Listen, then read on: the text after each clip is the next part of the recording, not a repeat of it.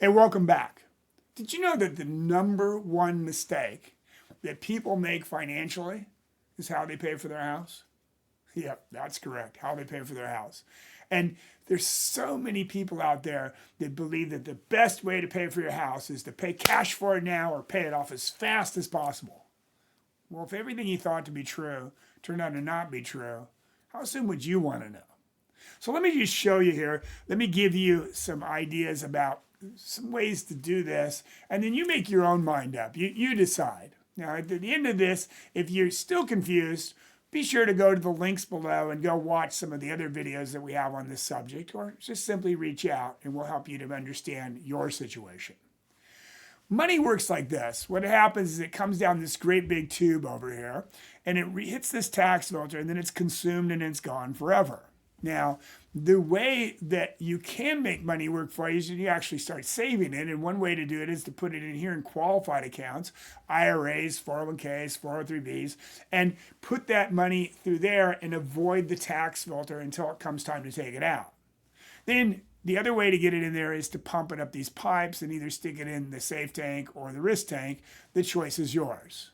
Now that we understand how money works, let's talk about how mortgages work, or how to pay for your house. Now, the average person does not have hundreds of thousands of dollars sitting around that they can just go out and buy their house for cash. So what they do is they finance with a mortgage. And typically the way they do that is they will go out here and they'll pump money up that pipe and they'll save as much money as they possibly can. So when it comes time to buy the house, they have their down payment. So they go out here, they identify the house that they want to buy, and then they drain the tank. So they take all the money out that they've saved up to this point, getting rid of all of that safety, liquidity, and rate of return, and sticking it inside of the house. Now, folks, what is the rate of return on equity in a house? And the answer is 0. You see, your house is going to appreciate or depreciate regardless of how much money you put in it. So once you put it inside that house, that money is no longer safe, it's no longer liquid, it no longer has a rate of return. So the next step they'll do is they'll secure their mortgage. So now they have a mortgage on this house, and they're having to make that mortgage payment every single year. And if they need to access this equity out here, they can either sell their house or they can go get what's called a HELOC, home equity line of credit, if the bank will give them a home equity line of credit to access that money. But over here in the safe tank, they've lost that liquidity and they've lost that money for emergencies or anything that should come up along the way. Now, let's go out over here and let's say you want to self-finance your house. I don't want a mortgage. I'm never going to have a mortgage as long as I live. Okay, well, that's great. That just means you got to go out here and save a very lot of money for a very long time, because you're going to need enough money in this tank so that when it comes time to buy your house, you can buy your house with cash. So you identify your house and then you go drain your tank. So now your house is paid for, and the only way you're going to get that money out of that house is to either sell the house and or take a home equity line of credit. Now remember, equity has a 0% rate of return. So that money that's inside that house now is no longer safe, it's no longer liquid, and it no longer has a rate of return. Yes, it's going to appreciate, but it's the house appreciating, not the equity. I know that's probably a little hard to understand at this point, but trust me, it's true. When you go out over here, some things to consider. Let's say we were in a position where we actually had the cash in the bank. We've managed to save it up, we're ready to go buy that house, and we go out to buy the house. Well, what if we maintained control of our cash? We left our cash over here in either our safe tank or our risk tank. The choice is yours. And we took out a mortgage on this house. Well, if we took out a mortgage on this house, the savings and mortgage rates were equal, the cost would be the same. Now, what do I mean by that?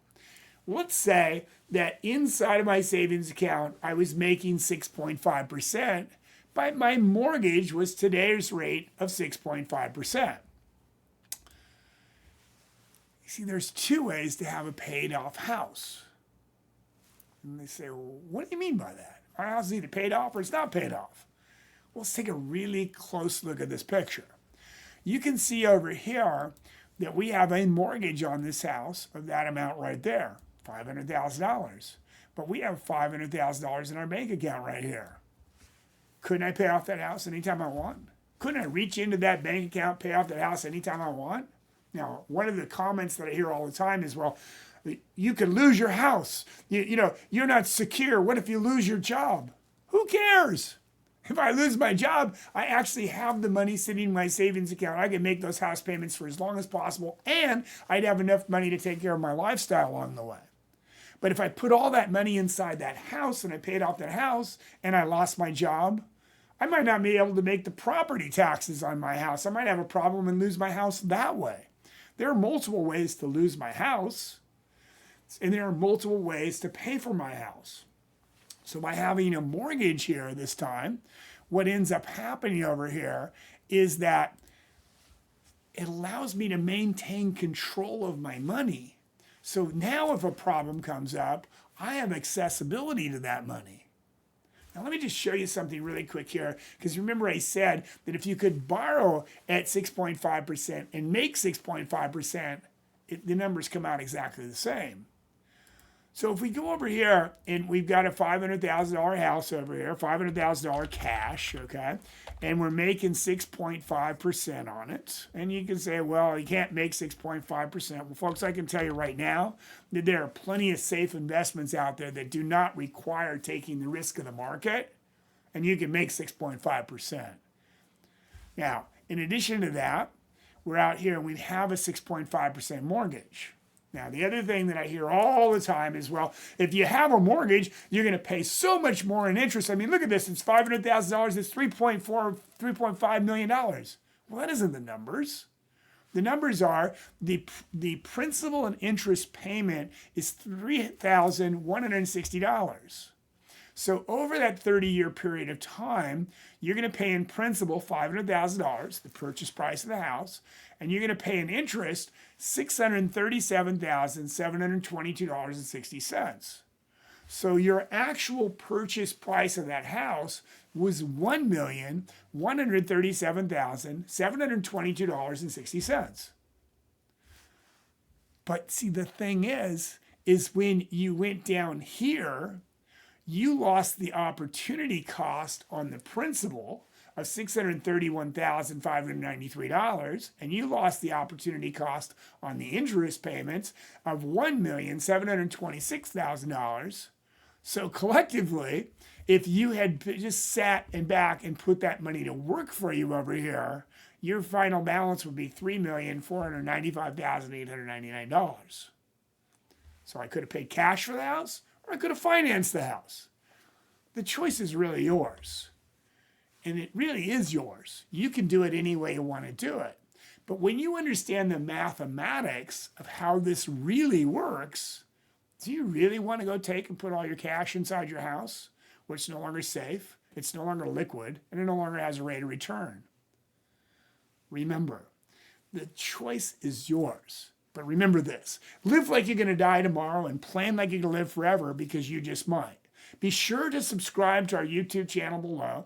Share this with your friends and family. And if we can help you in any way, reach out to us and be sure to go watch some of the other videos. Keep smiling and make it a great day.